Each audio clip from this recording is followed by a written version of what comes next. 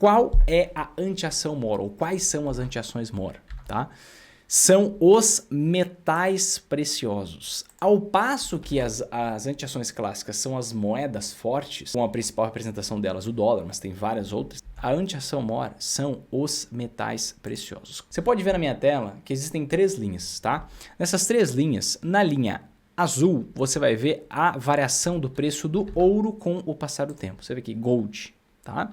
Na linha laranja, você vê a variação do preço da prata com o passar do tempo, tá? E na linha azul, clara, verde, água, alguma coisa assim, você vê a platina, né?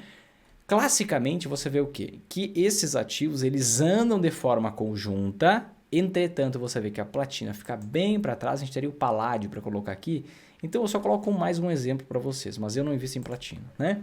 O que a gente vê maior correlação mesmo é prata e ouro, né? E em todos os períodos de tempo que a gente analisar, a gente vai encontrar, né, exceto em spikes, né, de curto prazo, em todos os períodos de longo prazo que a gente vai analisar, a gente vê a valorização do ouro superior à valorização da prata, né? Então, ao invés de eu ficar com várias linhas nos gráficos, vou falar somente sobre o ouro e ele vai servir como a representação desse grupo dos metais preciosos, que são as antiações mor. Por que o ouro? E quando eu falo o ouro, você sempre entenda os metais preciosos.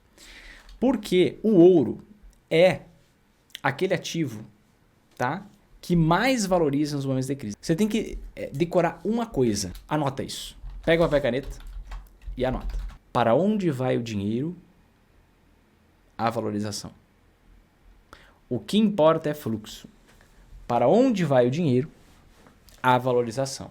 O que importa é fluxo. Tudo na vida é oferta e demanda. Tudo na vida é oferta e procura. Certo? Para onde vai o dinheiro nas crises? Bom, metade de todo o dinheiro investido em ações no Brasil é de investidores estrangeiros. Quando está um momento bom para a economia, o que a gente tem? Muito dólar entrando aqui, porque os investidores estrangeiros querem investir em economias emergentes que são exportadoras. Se a gente está num momento bom da economia, vai ter mais exportação, vai ter mais produção industrial, enfim, você tem uma economia crescente. Se você tem uma economia crescente, você investe em país que é uma economia exportadora. Então entra muito dólar aqui, dólar cai, esse dólar é investido em ações, ações sobem, né? E a recíproca é verdadeira. Só que a gente tem que parar e pensar o seguinte, numa crise internacional, o que acontece? Você vê justamente esses investidores estrangeiros vendendo ações brasileiras, tirando seus dólares daqui como um critério de proteção, porque as nossas ações são muito mais voláteis do que as ações de países desenvolvidos. Então eles tiram um pouco do seu dinheiro de mercados emergentes. Emergente é uma forma bonita de dizer subdesenvolvido, né? É tipo você olhar para uma pessoa e você dizer assim, essa pessoa é exótica, você não quer dizer que ela é feia, mas você diz que ela é feia com uma palavra um pouco mais, usa um eufemismo ali, uma palavra um pouco mais pomposa, um pouco mais bonita, né? Que não é nem certo, mas é mais ou menos assim. Então, esse dinheiro sai de mercados emergentes, mercados subdesenvolvidos, e vai para mercados desenvolvidos, numa crise internacional, tá? Quando a gente tem uma crise local, uma crise só no Brasil, né, o que a gente vai acontecer? Estamos vendo agora, né? Existe uma desconfiança, poxa, como que vai ser o futuro do Brasil? Está aumentando gasto, está aumentando déficit, está aumentando dívida, etc. Tal. O que a gente vê acontecer? A gente vê uma saída de alguns 30 bilhões de investidores estrangeiros aqui do Brasil. Então você vê esse fluxo acontecendo, ações caindo, estrangeiro tirando dólares daqui, o dólar deu uma subida, chegou em 4,85, depois passou dos R$5. Né? Então você vê esse fluxo acontecendo. Tanto em momentos de crise brasileira, quanto em momentos de crise internacional. Agora, vamos focar na crise internacional. Quando você tem uma crise internacional, não tem onde investir. O que eu quero dizer com isso? Olha só, pensa no fluxo do dinheiro. Pensa no fluxo do dinheiro, tá? Tudo bem, cenário de paz mundial, economia mundial crescendo. O que a gente tem? Bastante investimento em países desenvolvidos e em países subdesenvolvidos. Se instaurou uma crise no Brasil, opa, tem fuga de dólares daqui, ações caem, dólares disparam. E todas as moedas fortes, dólar, euro, franco suíço, libra esterlina, etc. Agora, bateu uma crise internacional, o que acontece? Você tem investidores tirando dinheiro das ações aqui do Brasil, tirou dinheiro das ações do Brasil, vendeu ações, as ações caem. Tira dinheiro do Brasil, dólar sobe. Então você tem a própria antiação clássica funcionando. Aí esse grande investidor estrangeiro, internacional, ele tenta fazer o seguinte, ó, vou investir quem sabe na Noruega, vou investir quem sabe na Finlândia, vou investir quem sabe na Suíça, vou investir quem sabe nos Estados Unidos, só que a gente está num período de crise internacional. Numa crise internacional, as ações do mundo inteiro desvalorizam. Então, o fluxo de dinheiro, ele migra para países desenvolvidos, você vê os países subdesenvolvidos piorando primeiro, existe uma valorização nos ativos desenvolvidos, países desenvolvidos, mas com o tempo, como uma crise internacional, o que acontece? Os ativos no mundo inteiro cedem. Foi o que a gente viu acontecer a partir de 2022. Juros no mundo subiram. O que aconteceu? As ações do mundo inteiro desvalorizaram. Né? E esse dinheiro, ele flui para onde?